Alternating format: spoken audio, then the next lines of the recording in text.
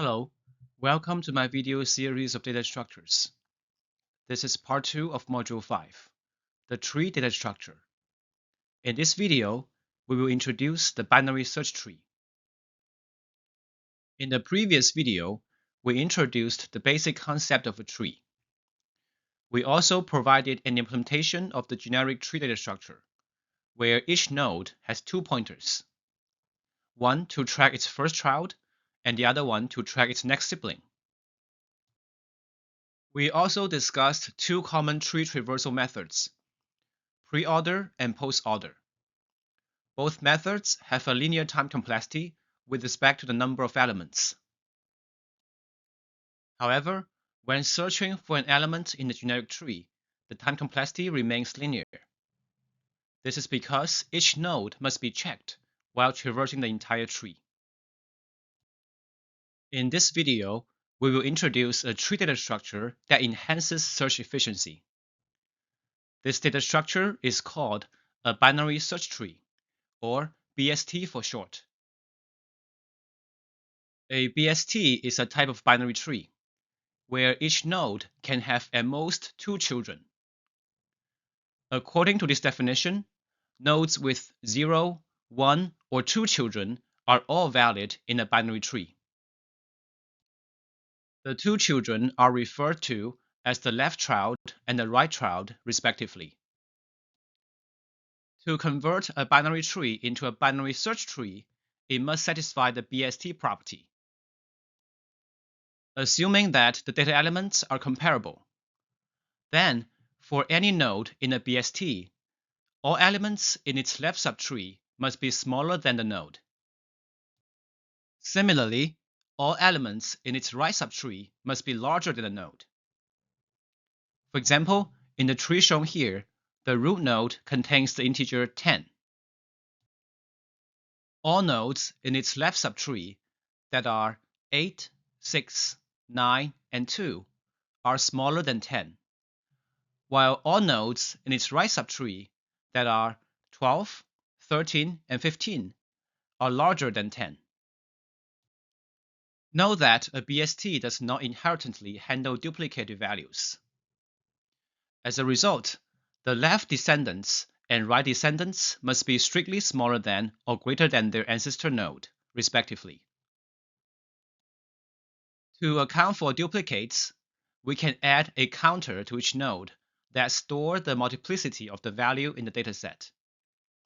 For example, in the root node of the tree shown here, the red number 2 indicates that we have two occurrences of the value 10 in the original dataset. Now, let's demonstrate how to search for an element X in a BST. We start at the root and recursively apply the following steps. If the current node contains X, we terminate the search and confirm that X has been found.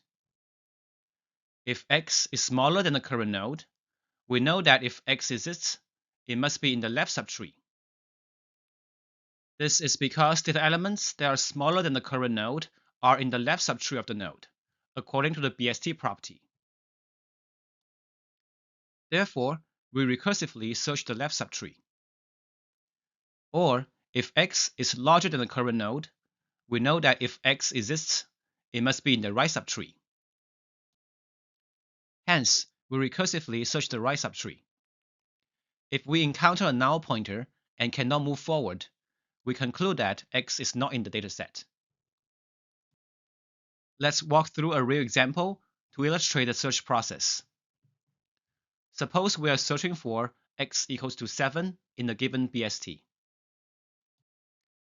We start at the root and find that X is smaller than the current node, which is 10. Since X is smaller, we know that if X exists, it must be in the left subtree of the node 10. Therefore, we examine the left subtree of 10. We reach the node 8, which is the root of the left subtree of 10. We compare X with 8 and find that X is smaller than 8. Hence, we move to the left subtree of 8. We compare X with 6 and find that X is larger than 6. According to the search algorithm, we should proceed to the right subtree of node 6. However, since node 6 has no right subtree, we conclude that x equals 7 does not exist in the dataset. At this point, we terminate the search and report that x is not found. Now, let's try searching for x equals 13. Once again, we start at the root.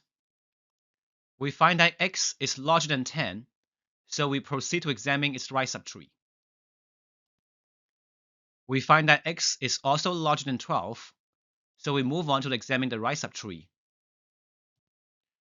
Finally, we find that x is equal to the integer stored in the node 13. At this point, we can report that x has been found and terminate the search. To analyze the time complexity of the search operation, note that the primary work involves comparing x with the nodes along the search path. Hence, the maximum number of comparisons we can make is equal to the path length from the root and the deepest leaf of the BST. In other words, this is the height of the tree. When the tree is balanced, meaning its left and right subtrees have approximately the same height, the height of the tree is bounded by O log n. In this case, the time complexity of the search operation becomes O log n. In the worst-case scenario, the tree can be highly imbalanced, with one subtree significantly deeper than the other one. For example, the figure here illustrates a highly imbalanced tree, which essentially degenerates to a linked list. In this case, the height of the tree can grow as large as On. As a result, the time complexity of the search operation also becomes On. In the average case, where the data elements are randomly distributed, each element has an equal chance of being placed in the left subtree or the right subtree. In this case, the BST is near balanced. Thus, on average, the search operation runs in O log n time. However, in the worst-case scenario, the search operation runs in On. Next, we will present the implementation of key BST operations, including search, insertion, deletion, and traversal. First, let's discuss the definition of a tree node. The object contains three members. The first member, element, is used to store the associated data. It is important to know that the data type must be comparable. Otherwise, we cannot organize the data in a BST.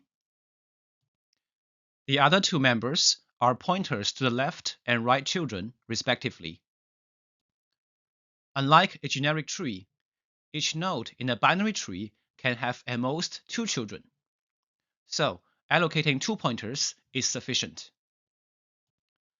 Lines 7 to 11 define the constructor of the object, which makes copies of the data and the left and right pointers. Next, we have the find_min operation, which finds the minimum element in the dataset. This function takes one parameter, the root of the tree from which the minimum value should be obtained. According to the BST property, the minimum element must be located at the leftmost leaf node. To find it, we start with the root and recursively move the left child until no further left child exists. This process is implemented by the while loop in lines 5 and 6. Note that when we pass a non-root node as the parameter, the function finds the minimum element within the subtree rooted at a given node. Similarly, we have the findMax function, which finds the maximum element in the dataset. The only difference between findMax and findMin is that findMax moves progressively to the right child, as shown in the line 5 and 6 of the code. Next, we have the search operation. The function has two parameters, the value we need to search for, and a root node of the tree to search. The implementation covers 4 scenarios. First, in lines 3 and 4, we check if the current node is null. This corresponds to the boundary case of an empty tree. Since an empty tree cannot contain any element, we return false immediately. In lines 5 and 6, we handle the case where x is smaller than the current node. In this case, we should search the left subtree of the current node. We recursively call the same function, passing the left child of the current node as the new root. In lines 7 and 8, we consider the case where x is larger than the current node. We recursively search the right subtree of the current node. Finally, in lines 9 and 10, if x is equal to the current node, we return true, indicating that x has been found. Next, let's look at the insertion operation. The function takes 2 parameters, the data that needs to be inserted and the root of the subtree where the data should be inserted. Note that we can only insert new data by creating a new node and cannot overwrite an existing node. In lines 3 to 6, we handle the case where we have found the correct location to insert the new data. Specifically, we need to insert the new data at node t, which currently does not exist. So, in line 5, we call the tree node constructor to create a new node and insert the data.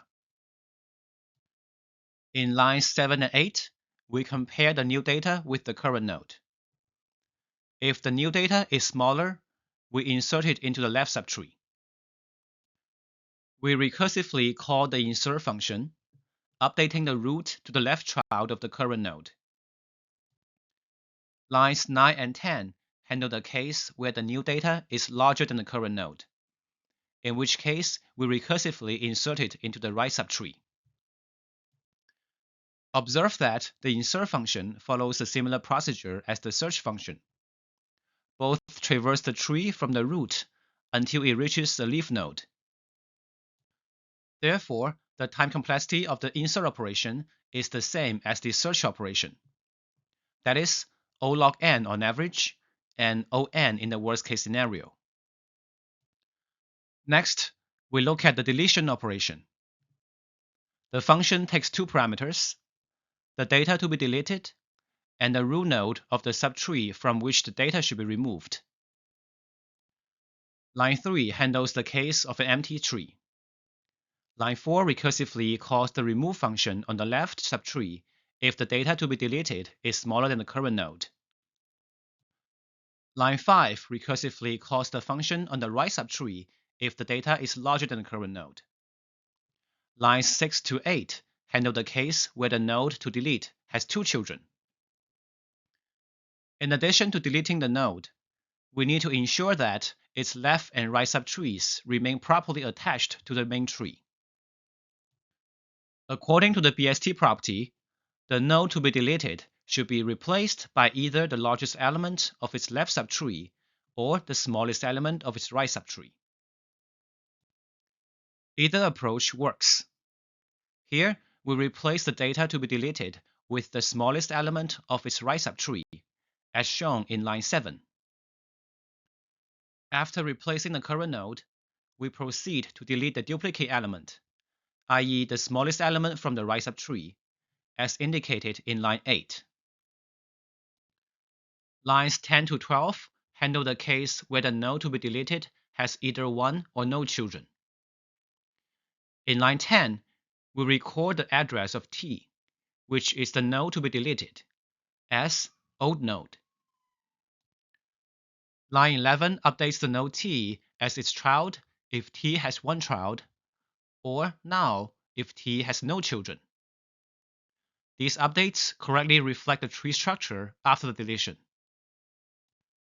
Finally, in line 12, we delete old node, which stores the node to be deleted. Similar to insertion, the deletion operation also follows a similar procedure to the search operation.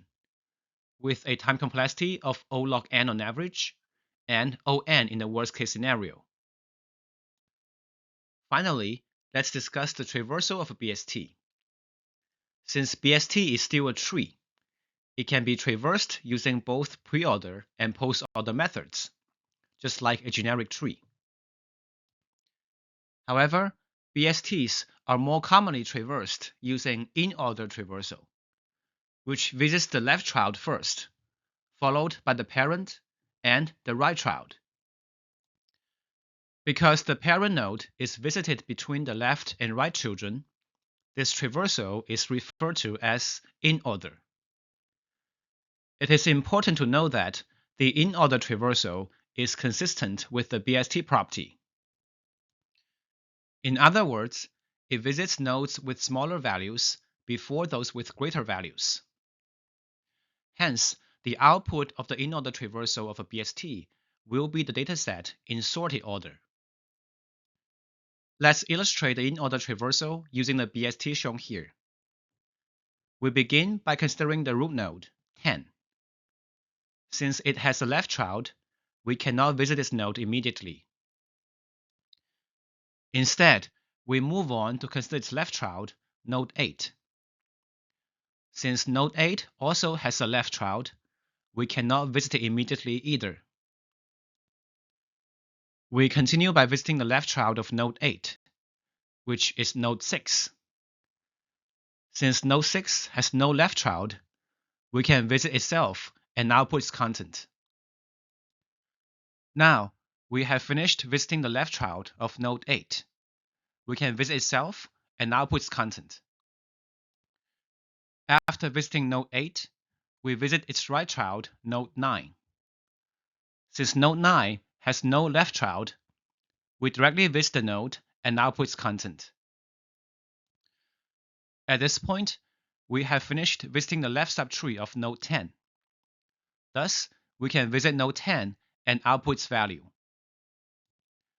Then, we shall visit the right child of 10, node 12.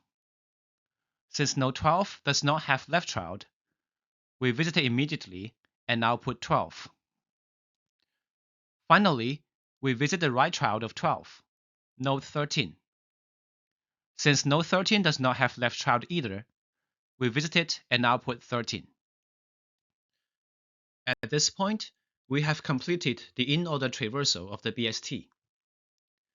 Observe that the output of the traversal corresponds to the dataset in sorted order. This is the pseudocode for the in-order traversal of BST. Note that in line 6, the information of the current node is printed, which occurs between the left subtree traversal in line 5 and the right subtree traversal in line 7. In summary, we have discussed the binary search tree data structure. The key property of a BST is that, for any node, all data elements in its left subtree are smaller than it, and all data elements in its right subtree are larger. This property allows for efficient search, insertion, and deletion operations, with an average time complexity of O log n and a worst-case time complexity of On. In the next video, we will introduce enhancements of the BST that ensure O log n time complexity even in the worst-case scenario. Thank you for watching, and see you next time.